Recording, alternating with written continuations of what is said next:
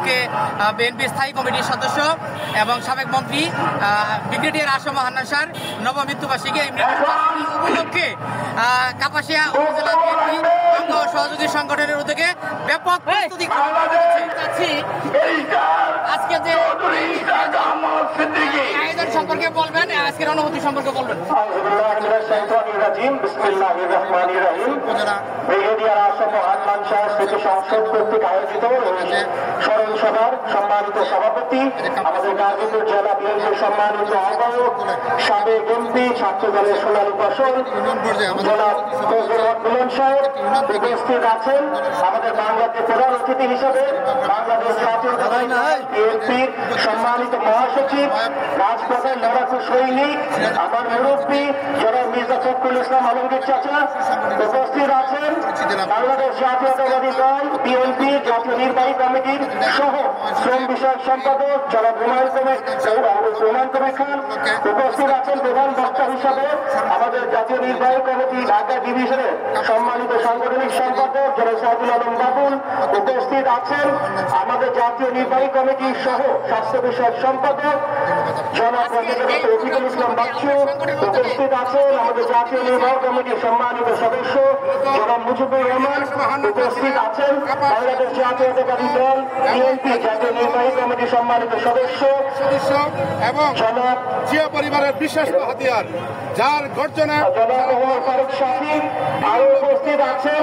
গাজীপুর জেলা বিএনপি সাবেক সাধারণ সম্পাদক এবং কাপাসিয়া উপজেলা বিএনপি সম্মানিত আহ্বায়ক আমার বড় ভাই জনাব শাহরিয়ার হান্নান। আমি আমার বক্তব্য দীর্ঘায়িত করবো না, খুব অল্প কথা আমার বক্তব্য শেষ করবো। হান্নান চাচা সম্পর্কে আসলে বলার অনেক কিছুই আছে। হান্নান চাচা আমার বাবা চৌধুরী তানভীর আহমেদ সিদ্দিকী সাহেবের খুব কাছের একজন বন্ধু ছিলেন।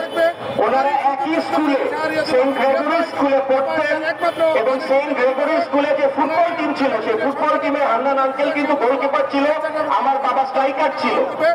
খালি তাই না, আমার বাবা চৌধুরী তানভীর আহমেদ সিদ্দিকী সাহেব যখন জেলে ছিলেন এশিয়া বিরোধী আন্দোলনের সময়, তখন আমার মনে আছে যে উনি প্রতি মাসে আমাদের বাসায় এসে আমাকে আর আমার মাকে ঘুরতে নিয়ে যেতেন।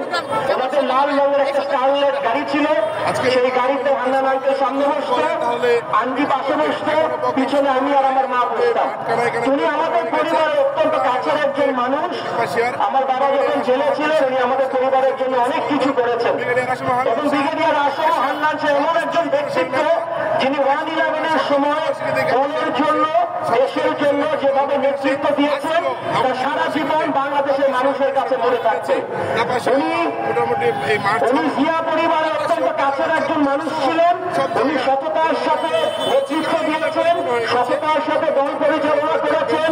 হাজার হাজার লাখ লাখ মানুষের জন্য উনি অনেক ভালো কাজ করে গেছেন।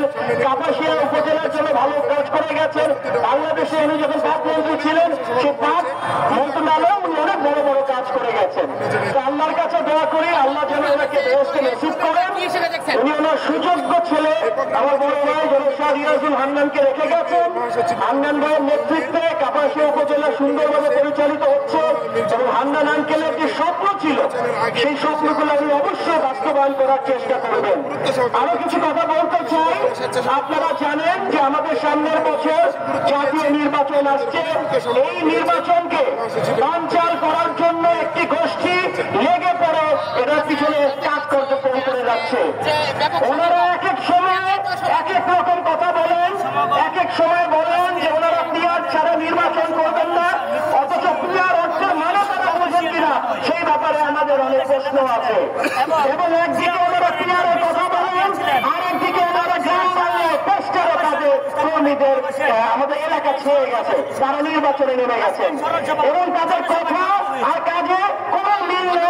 তারা একদিকে বলতেছি পূজা রোজা এক করে ফেলতেছে, আবার এখন বলতেছে যে গণভোট হইতে হবে, রেফারেন্ডামের উপর এটা নির্বাচনের আগে হইতে হবে। এটা কি কোনো মানে আছে? কোরআন শরীফে আল্লাহকে নাম দিছে, এই নামটা হচ্ছে মুনাফিক।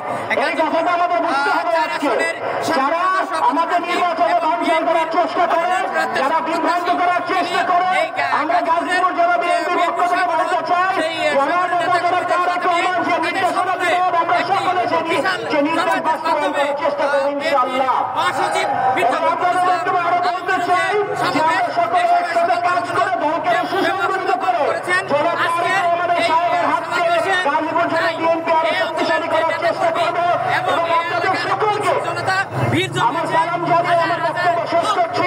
আরো তাকে সুস্থ থাকেন, খোদা হাফেজ, বাংলাদেশ। সবাইকে অভিনন্দন জানাচ্ছি।